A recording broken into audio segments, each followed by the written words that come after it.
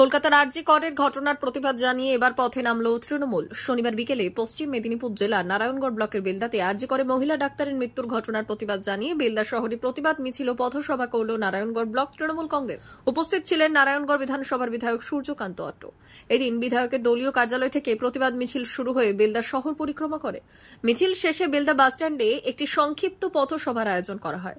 বিধায়কের পাশাপাশি উপস্থিত ছিলেন নারায়ণগড় ব্লক তৃণমূল কংগ্রেসের সভাপতি সুকুমার জানা, নারায়ণগড় ব্লক মহিলা তৃণমূল কংগ্রেসের সভানেত্রী সুপর্ণা জৈন, নারায়ণগড় ব্লক তৃণমূল কংগ্রেসের সহ সভাপতি মিহির চন্দ্র সহ অন্যান্যরা।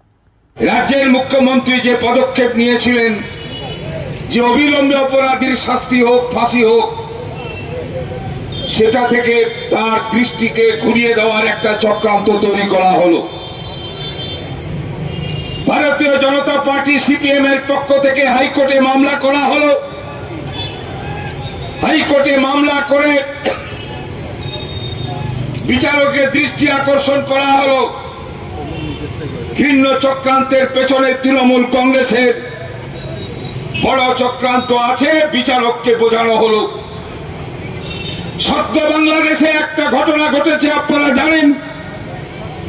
নিপীড়িত মানুষের অত্যাচারের ইতিহাস তারা তৈরি করেছে। নিপীড়িত মানুষেরা, একটা রাষ্ট্র যেমন তার আইন ব্যবস্থাকে কাজে লাগাতো, একটা রাষ্ট্র যেমন তার পুলিশকে কাজে লাগাতো, আজকে বিপ্লব তৈরি হয়েছে বাংলাদেশে।